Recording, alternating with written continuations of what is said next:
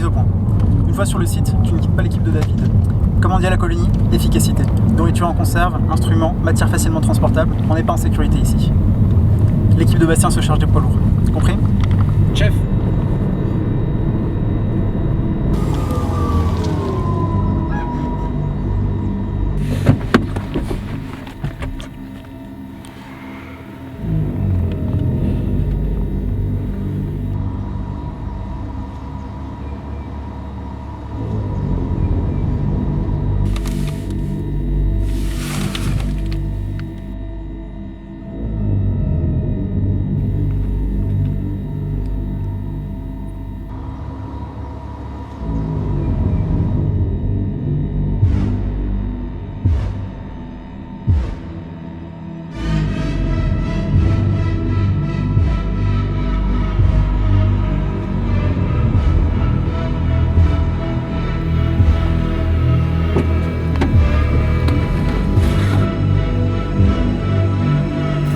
Rien à signaler, on peut y aller.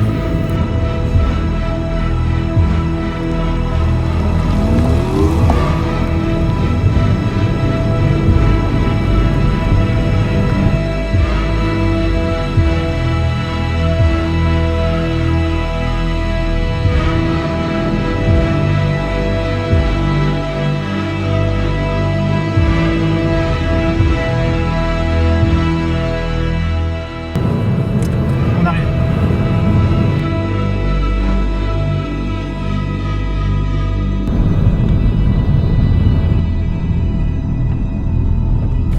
On fait ce quartier-ci aujourd'hui.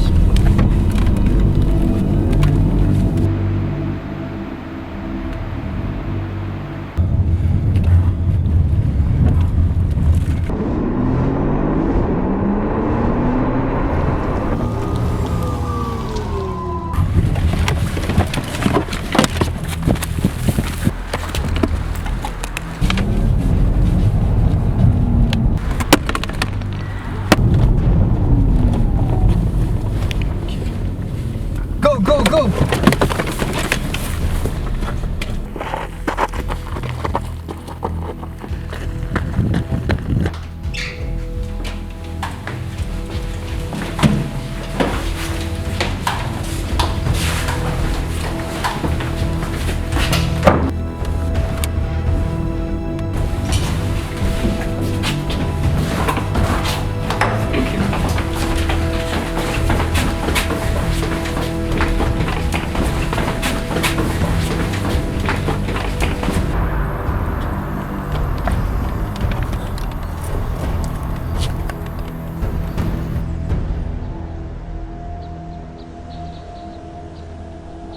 Allez, faites qu'il n'y aille pas.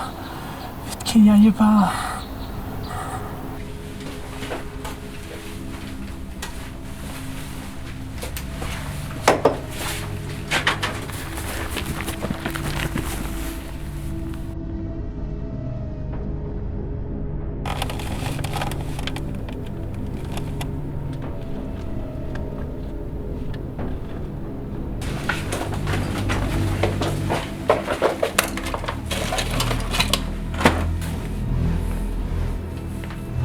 Plusieurs stocks alimentaires dans notre secteur.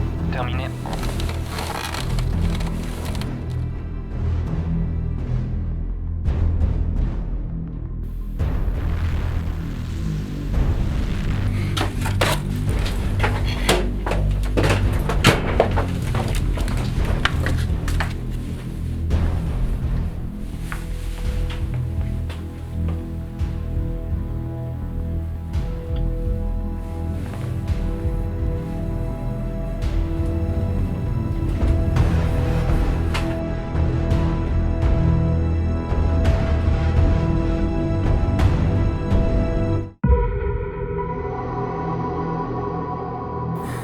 Il est au bord de la forêt, à 11h.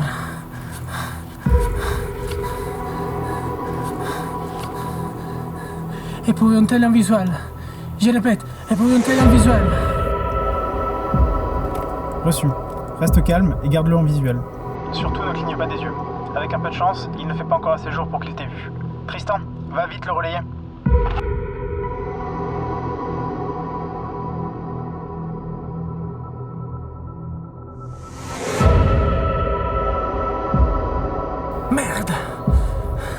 Contact visuel perdu.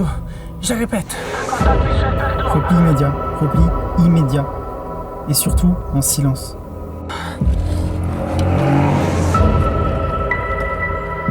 On évacue.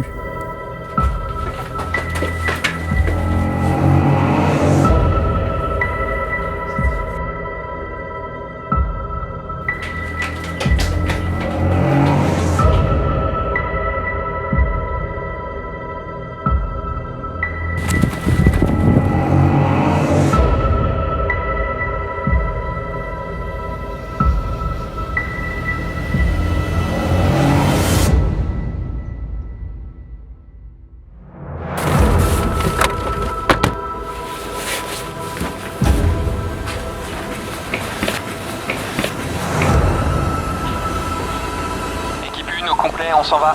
Terminé.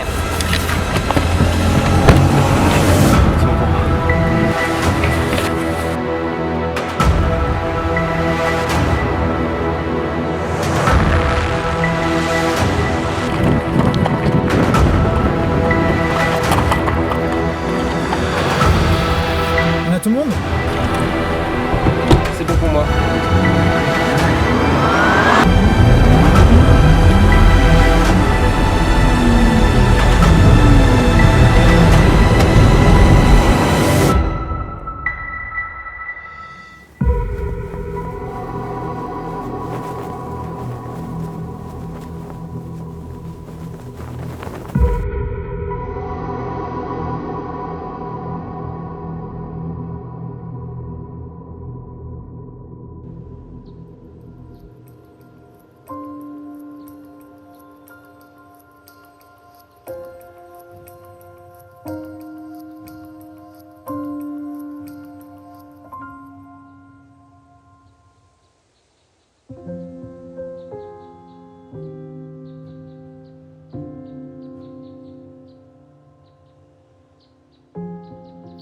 Alors?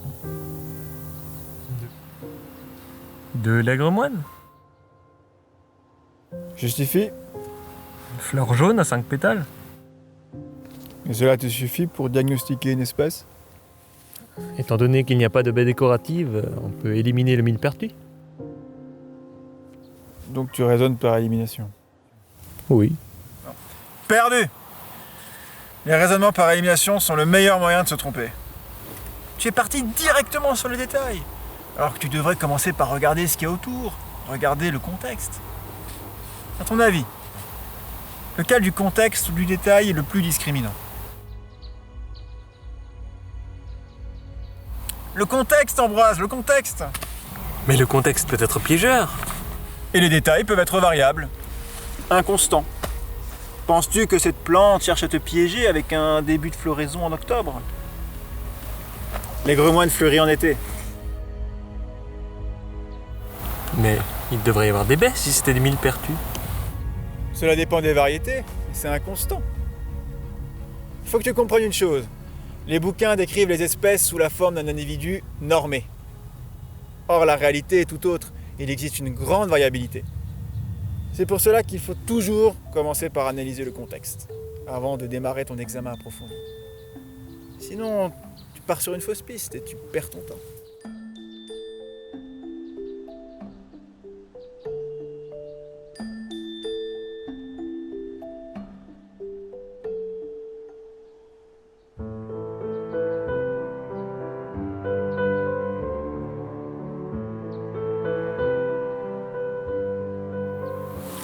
Maître, vous ne m'avez jamais dit. Si la singularité est arrivée au moment du déluge, quand est arrivée la Lune? La Lune a toujours été là. C'est un satellite naturel de la Terre.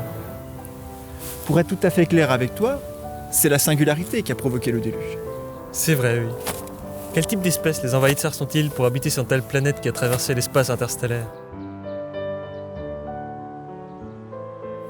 L'atmosphère est très épaisse. Mais il n'existe pas de lune gazeuse à ma connaissance. De plus, sa densité globale est celle d'un astre solide. Mais on pourrait étudier sa composition atmosphérique par une étude spectroscopique de son rayonnement. Nos mesures montrent essentiellement de l'hydrogène et de l'hélium. Peu de gaz à effet de serre, peu d'oxygène. Pour ce qui est des caractéristiques d'espèces, personne de vivant ne peut te répondre. Mais cela ne doit pas freiner ta curiosité. À toi d'apporter des éléments de réponse. Comme pour les champs de permaculture, en plus des éléments de contexte, utilise ton raisonnement par déduction, induction, analogie, pour bâtir des hypothèses. Et teste-les. Sois observateur, recueille le plus d'éléments possible pour te faire la meilleure représentation de la réalité. Ça suffit pour aujourd'hui, rentrons.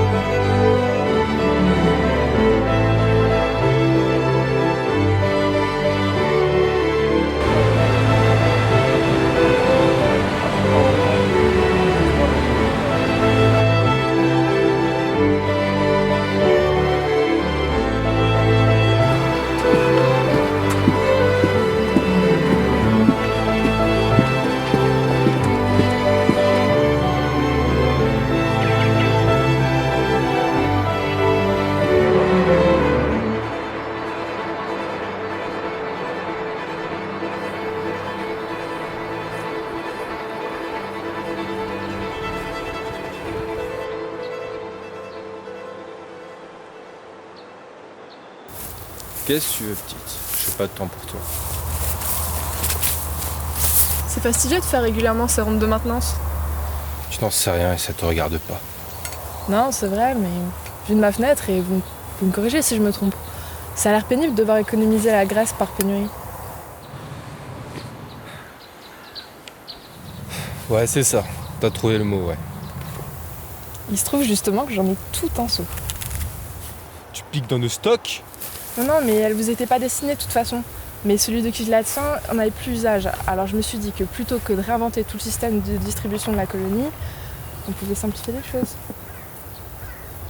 Eh bien, c'est gentil de ta part. Mais ce serait en échange d'une double lampe frontale. Non, mais je n'ai plus qu'à attendre que l'expédition revienne et puis ils auront de la graisse pour moi. Même si c'est le cas, c'est pas garanti qu'on vous en attribue beaucoup. Alors qu'avec moi, vous en avez tout un seau, tout de suite, pour cette tournée.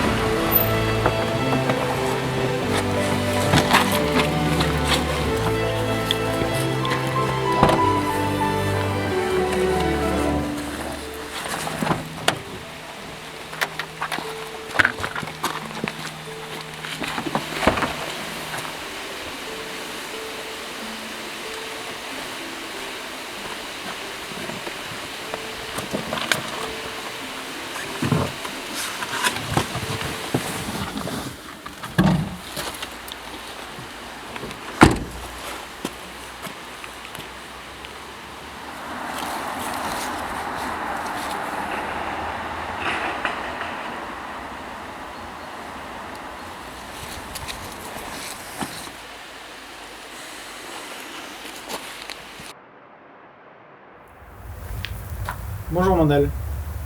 Il y avait un épouvantail. Nous avons dû avorter la collecte.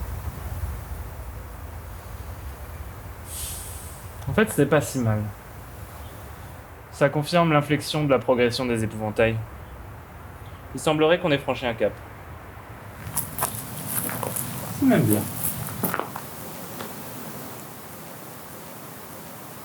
Des traces ? Rien.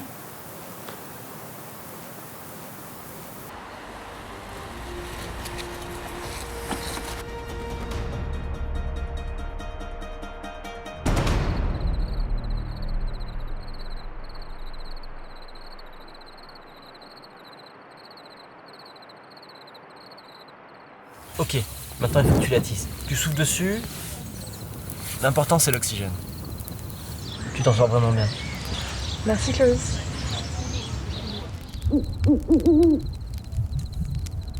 Qu'est-ce que tu regardes, Ambroise? Viens voir.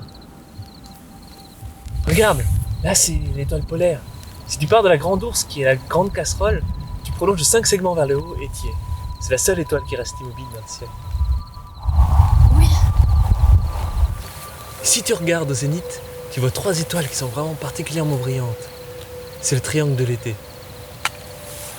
Au-dessus, c'est Deneb. C'est une supergéante bleue qui fait 200 fois la taille du Soleil, soit la même distance qu'entre la Terre et le Soleil. En bas à gauche, c'est Altaïr, et à droite, c'est Vega. Autant de monde. Duquel dans la singularité? Ah, ça peut être n'importe lequel. Ce qui m'intrigue plus, c'est la façon dont les envahisseurs ont transformé leur planète en vaisseau interstellaire. Imaginez la technologie que ça a dû demander. Et pourquoi sont-ils venus ici? Ça a dû prendre des millions d'années. Quel genre de civilisation peut se permettre de prendre des décisions à si long terme? Je pense pas que ce soit une technologie si éclatante. Moi, à leur place, je me rapprocherais du centre de la planète pour profiter de la chaleur et des ressources. Et je recyclerai tout. Lentement mais sûrement. C'est peut-être pour ça qu'on est là si longtemps après le déluge. Tu penses qu'on pourrait survivre hors de la colonie? En bougeant suffisamment? Dorothée... je sais pas. Clovis, Ambroise, j'aimerais que vous y réfléchissiez vraiment. Quelle perspective Mandal nous laisse-t-il à la colonie? J'ai rassemblé tout le matériel pour nous 3. Il ne manque plus qu'une voiture. Mais personne n'est jamais revenu après avoir tenté sa chance hors de la colonie. Clovis a accès au relevé de position des envahisseurs et saurait anticiper leurs mouvements tactiques et ceux de la colonie. Toi, tu sais concevoir des champs de permaculture qui surpassent ceux de Mandal. Ensemble, on pourrait disparaître et mener notre vie comme on veut.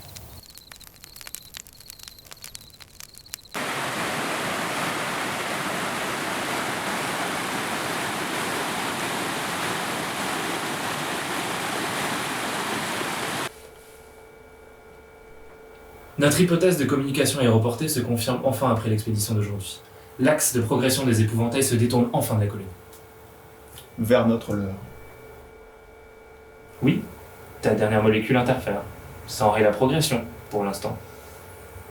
Je recommande de l'utiliser avec parcimonie. Il pourrait s'accoutumer après une période. Je suis d'accord. Poursuis tes investigations pour interférer avec d'autres signaux. Mais ça ne suffit pas de pouvoir isoler la colonie, tout simplement. Non, je veux les détruire. Ça me paraît impossible. Écoute, si tu te sens dépassé par la situation, suicide-toi et laisse la place à quelqu'un de plus près que toi.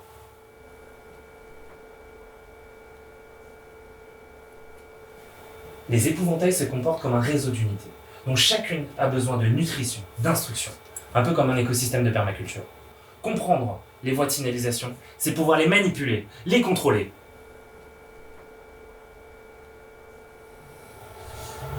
Et ce que je veux, c'est induire un cancer dans ce réseau.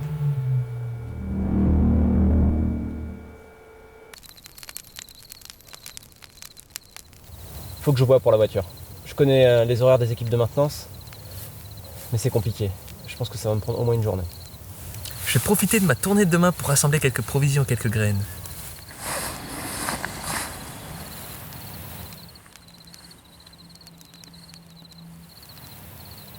Qu'est-ce que c'est? Je l'ai trouvé ce matin lors de l'expédition. Ça ressemble à un objet que je connais. Je l'ai ramassé par curiosité.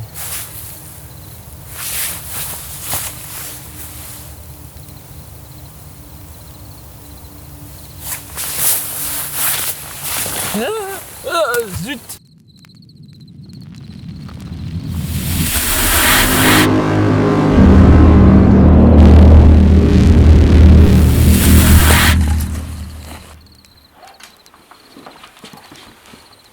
Éteignez le feu! On n'est pas censé!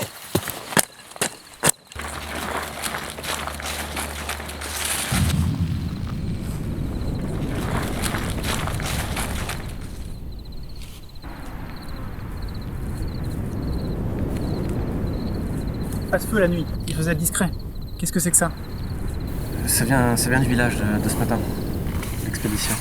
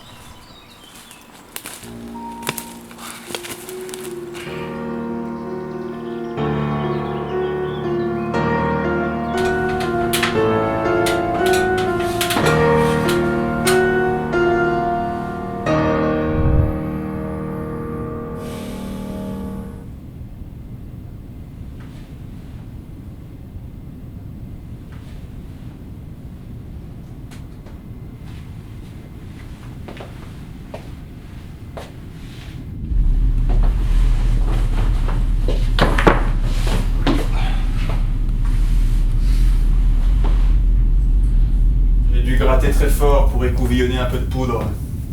La spectrométrie ne retrouve que des éléments lourds. Pas de carbone, notamment. De l'uranium? Justement, j'allais y venir. Il y en a des traces. Mais pas les isotopes ordinaires. Enfin, dans leur proportion.